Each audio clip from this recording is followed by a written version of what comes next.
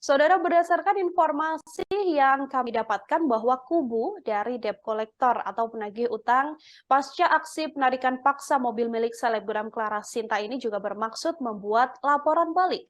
Namun Kapolda Metro Jaya Irjen Pol Fadil Imran memastikan bahwa laporan balik tersebut akan ditolak. Hal ini dikatakan Fadil Imran setelah itu geram lantaran anggotanya dibentak oleh debt collector pada saat berusaha menengahi persoalan yang dialami oleh Clara Sinta beberapa waktu lalu. Tak hanya itu, ex-Kapolda Jawa Timur ini juga menolak memberikan perlindungan pada para debt collector yang disebutnya justru telah melakukan kekerasan pada masyarakat. Ia pun menegaskan akan memproses hukum apabila terdapat kelompok atau perorangan yang melakukan aksi premanisme di wilayahnya. Polda Metro Jaya telah menangkap 3 debt collector yang viral karena membentak anggota Babin Kamtibmas Aibtu Evin saat menengahi proses penarikan kendaraan milik selebgram Clara Sinta di sebuah apartemen di kawasan Jakarta Selatan. Direktur Reserse Kriminal Umum Polda Metro Jaya, Kombes Pol Hengki Haryadi mengatakan dari 3 orang, 1 diantaranya ditangkap kampung halamannya di Saparua, Ambon, tepat pada Rabu 22 Februari. Meski begitu, sampai saat ini, Hengki masih belum menuturkan identitas dari ketiga debt collector yang berhasil ditangkap ini. Ia hanya mengatakan hal ini sebagai bentuk respons cepat untuk menangkap para debt collector yang terus membuat resah masyarakatnya, khususnya di Jakarta. Hengki juga menuturkan dalam proses penarikan kendaraan seseorang yang menunggak cicilan harus melalui mekanisme yang benar, tidak seperti apa yang dilakukan dan membuat resah. Ia juga tak menutup kemungkinan masih akan banyak pelaku lain yang ditangkap dalam kasus ini. Ia pun melakukan ultimatum pada para debt collector untuk segera menyerahkan diri. Di sisi lain, Hengki mengatakan pihaknya juga menangkap 7 preman yang cukup meresahkan di Jakarta dari 2 kelompok. Kini ke-7 preman tersebut sudah ditetapkan menjadi tersangka dan ditahan di Polda Metro Jaya.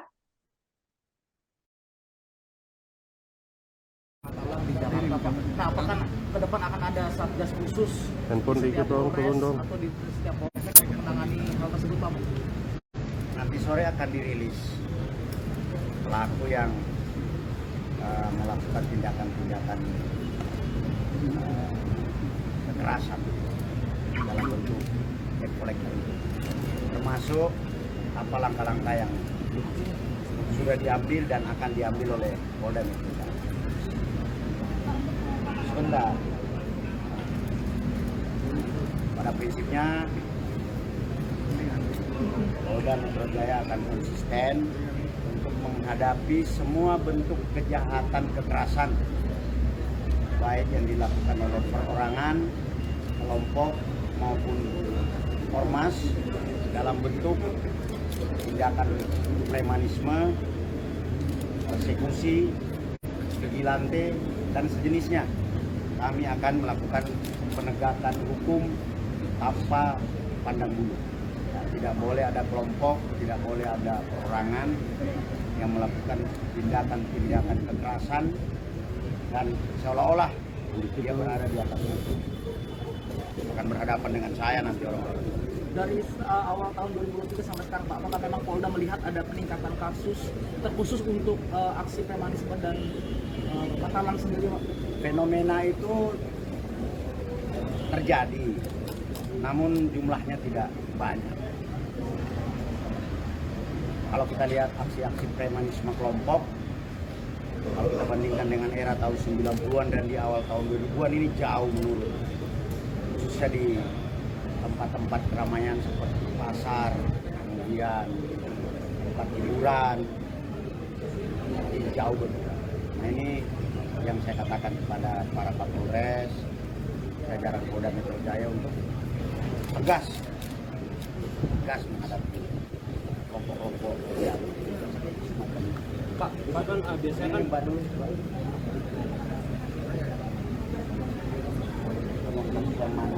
narkoba. Ini bentuk komitmen dan konsistensi Polda Metro Jaya. Makanya saya datang langsung, saya lihat, saya beri motivasi, saya beri apresiasi kepada anggota. Level Polres bisa menangkap 277 kg ini kan luar biasa. kita akan konsisten, termasuk ke internal sendiri. Pak, penghargaannya apa Pak? Nanti Pak diterima anggota Pak? Karena ini kan di tahun 2003 ungkapan terbesar nih Pak. Itu biasanya akan ada surat piagam.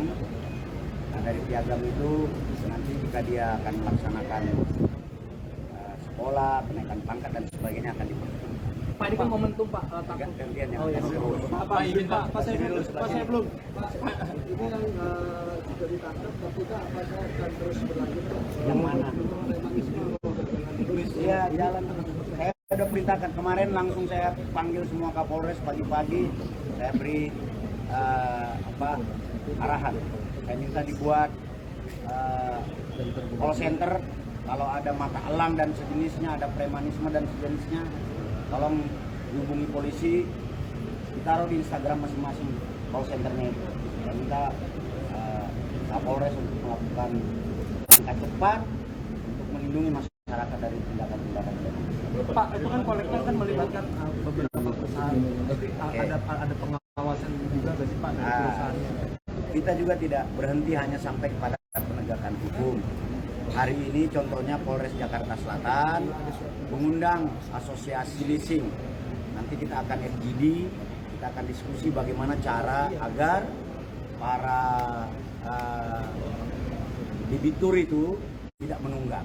Kan begini juga, masyarakat yang berutang ini kan harus siap membayar angsuran. Jangan mau berutang tapi tidak siap bayar angsuran. Nah, namun kalau ada yang menunggak, tentu harus ditempuh dengan jalur-jalur yang benar, tidak menggunakan jasa penagih utang yang menggunakan kekerasan. Nah, hari ini kita undang, contohnya Polres Jakarta Selatan, nanti kita akan diskusi. Misalnya, kalau diunggak, mungkin ke depan kita buat MOU, STNK, kita akan blokir supaya motor maupun kendaraan itu tidak bisa dipindah tangan. Kan BPKB-nya masih di tangan leasing. STNK-nya kita tidak perpanjang sampai dengan dia melunasi utang. Yang kedua, misalnya jika leasing ingin bekerja sama dengan penagih utang, maka sebaiknya ada sertifikasi. Dan persyaratan utama bahwa tidak boleh ada tindakan-tindakan kekerasan di balik itu semua. Semua harus mendasari kepada undang-undang jaminan fidusia. Ya. Pak, itu Pak, ada pejabat DJP Bapak. Kan sudah ditahan. Pokoknya kita luruskan semua, tidak ada yang kita khawatir kalau soal itu. Kita pasti akan tidak melihat latar belakang, tapi kita melihat daripada materi tindak pidana yang dia lakukan. Unsurnya terpenuhi, kita tahan, kita proses. Kerjasama dengan kementerian sendiri Bapak.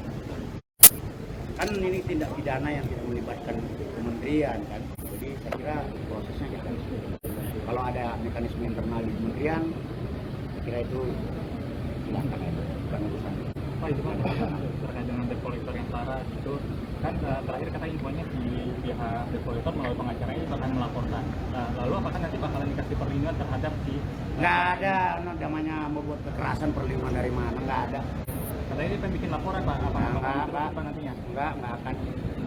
Jadi secara tegas bakal menolak Pak? Ya, nggak ditolak gitu. Kalau dia melakukan kejahatan kok malah dilindungi, gimana ceritanya? Jangan dibolak-balik ini cara berpikirnya. Ya, terima kasih ya. Cukup ya.